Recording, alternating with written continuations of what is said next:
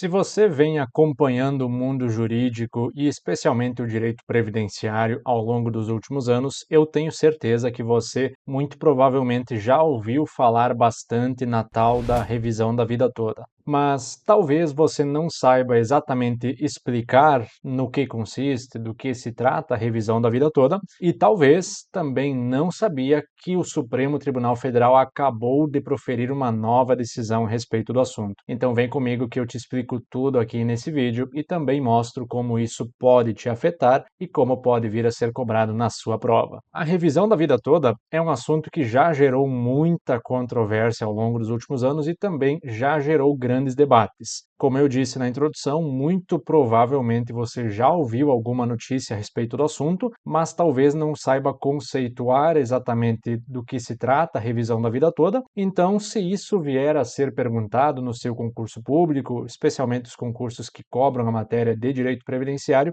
você pode vir a ter algum problema. Então, para evitarmos essa situação, eu já vou fornecer aqui para você uma explicação bastante abrangente, bastante completa a respeito da problemática que envolve a revisão da vida toda. E para que você consiga compreender essa questão de uma maneira bem aprofundada, você precisa ter um conhecimento a respeito da evolução histórica do conceito de salário de benefício no regime geral de previdência social. Por quê? Porque quando a Lei 8.213 de 91 foi publicada, lembrando que essa lei ela regulamenta o plano de benefícios do regime geral, ela estabelecia que o salário de benefício deveria ser calculado a partir da média simples dos salários de contribuição correspondentes aos 36 meses imediatamente anteriores ao mês de afastamento da atividade ou ao mês da data de entrada do requerimento. Na prática, o que é que isso representava? Isso representava a possibilidade de que o segurado obtivesse, melhor dizendo, o valor da sua aposentadoria calculado apenas com base na média das últimas 36 contribuições. Então, mesmo que o segurado tivesse contribuições muito baixas ao longo de toda a sua vida, se ele fizesse contribuições maiores, se ele tivesse salários de contribuição mais elevados nos 36 meses anteriores ao pedido de aposentadoria, ele teria um benefício de valor mais elevado. E essa sistemática, ela era notadamente insustentável, porque permitia que os segurados conseguissem benefícios que não representavam a realidade contributiva deles, e por isso ela também não durou muito. Com a publicação da Lei 9.876 em 99, então apenas 8 anos depois, o cálculo do salário de benefício ele sofreu grandes alterações e passou agora a abranger a média simples dos maiores salários de contribuição correspondentes a 80% de todo o período contributivo. Então percebam a diferença. Na redação original, a legislação considerava apenas as 36 últimas contribuições, ou seja, os 36 meses imediatamente anteriores à data do requerimento. Agora, com a publicação da Lei 9876, a legislação passou a utilizar 80% de todo o período contributivo, ou seja, de toda a vida laboral do segurado. E essa alteração ela se mostrou muito mais severa, se mostrou muito mais prejudicial para o segurado e justamente por isso foi criada uma regra de transição. E essa regra de transição, que é destinada aos segurados que já eram filiados ao regime geral até a data da publicação da Lei 9876, previa que, para esses segurados especificamente, a média de 80% de todo o período contributivo estaria limitada à competência julho de 94. Ou seja, na prática, para esses segurados, somente seriam consideradas as contribuições posteriores ao mês de julho de 94, e lembrando também que esse mês em específico foi escolhido pelo fato de ser o primeiro mês de circulação do real, daquela que era, na época, a nova moeda do Brasil. E o legislador fez isso para evitar problemas de conversão, problemas de atualização monetária com o passar do tempo. Então, para esses segurados que já estavam filiados lá em 99, a legislação trouxe essa regra que limitava, no cálculo do seu salário de benefício, a primeira competência como sendo aquela de julho de 94. Então, as remunerações anteriores seriam desconsideradas. E é aqui que surge a revisão da vida toda. Por quê? Porque, na prática também, é possível que alguns segurados tenham realizado contribuições maiores no período anterior a julho de 94 e contribuições menores no período posterior. Então, consequentemente, aquela regra de transição que foi originalmente pensada para proteger, para beneficiar os segurados, ela acabaria tendo um efeito contrário, acabaria tendo um efeito negativo e acabaria prejudicando então o segurado. E nesse momento, então, surge a tese de que o segurado poderia renunciar a essa regra de transição e optar expressamente por utilizar a nova regra permanente.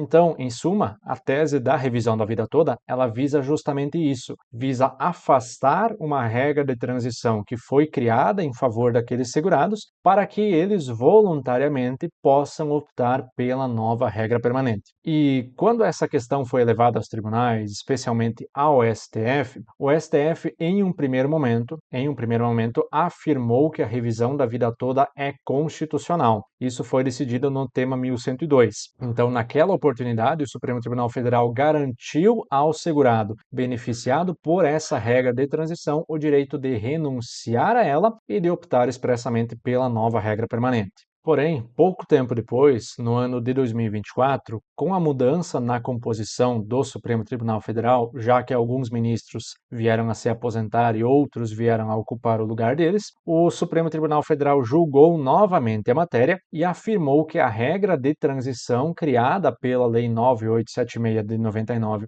possui caráter cogente, o que significa dizer que ela é de aplicação obrigatória e, portanto, mesmo que ela venha a se mostrar mais prejudicial para o segurado no caso concreto, ele não possui o direito de renunciar a essa regra de transição e optar por aplicar a nova regra permanente. E essa mudança de entendimento do Supremo Tribunal Federal gerou bastante polêmica e também gerou bastante frustração entre os aposentados que esperavam, que ansiavam por uma majoração no valor dos seus benefícios. Todavia, aquela decisão que foi proferida em 2024, ela ainda não era 100% final. Por quê? Porque ainda havia alguns embargos de declaração que estavam pendentes de julgamento, especialmente na ADI 2111, e agora, então, em abril de 2025, o STF julgou os embargos de declaração na ADI 2111 e firmou expressamente duas teses. A primeira tese que foi firmada pelo tribunal foi a irrepetibilidade dos valores percebidos pelos segurados por decisão judicial, seja definitiva, seja provisória, prolatadas até 5 de abril de 2024, que foi a data da publicação da ata de julgamento daquelas ADIs. O que é que isso significa na prática? Significa que o segurado que recebeu valores de aposentadoria, valores de benefícios mais elevados em razão da revisão da vida toda, não está obrigado a devolver aqueles valores que foram pagos até 5 de abril de 2024. O STF decidiu isso expressamente para proteger a segurança jurídica, para garantir a segurança jurídica dos aposentados que estavam recebendo seu benefício e que estavam com decisões favoráveis até aquele momento, justamente porque aquelas decisões estavam em consonância com a própria orientação que havia sido firmada pelo Supremo Tribunal Federal no tema 1102. Então, os valores recebidos a maior até aquela data são irrepetíveis, ou seja, não podem ser cobrados pelo INSS. E, além disso, o STF também fixou, de modo excepcional, a impossibilidade de se cobrarem valores a título de honorários sucumbenciais, custas e perícias contábeis dos autores, dos aposentados, que buscavam, por meio de ações judiciais pendentes de conclusão até 5 de abril de 2024, a concessão da revisão da vida toda. Porém, o Supremo Tribunal Federal também explicou e deixou bastante claro que, se o segurado já tiver devolvido algum valor pago a maior, essa devolução ela se torna definitiva. Ou seja, na primeira tese, firmada agora nos embargos de declaração, o STF falou que o segurado não está obrigado a devolver os valores que ele recebeu a maior até 5 de abril de 2024. Mas, se ele eventualmente já tiver realizado essa devolução nos autos do processo judicial dele, essa devolução se torna então definitiva. E foi bastante importante que o STF firmasse expressamente a impossibilidade de repetição desses valores na tese da revisão revisão da vida toda. Por quê? Porque sem isso nós teríamos de aplicar o tema 692 do STJ, que estabelece a possibilidade de cobrança de valores já pagos em razão de tutela provisória posteriormente revogada. Então imagine, por exemplo, o segurado que ajuizou uma ação para pleitear a revisão da vida toda há alguns anos e conseguiu obter esse benefício, ou conseguiu obter essa majoração a título de tutela provisória. Esse segurado agora, se não tivesse sido realizada essa modulação de efeitos por parte do Supremo Tribunal Federal, esse segurado teria de, com base no tema 692 do STJ, realizar a devolução desses valores, tá bom? E, além disso, é preciso ressaltar que o Supremo Tribunal Federal não ressalvou expressamente as decisões judiciais já transitadas em julgado, o que significa que, na prática, mesmo que o segurado possua uma sentença favorável transitada em julgado, essa sentença favorável que aplicou para ele a revisão da vida toda também pode vir a ser desconstituída e o segurado então perderá o aumento do seu benefício que ele conseguiu obter na via judicial em razão dessa posterior decisão de mérito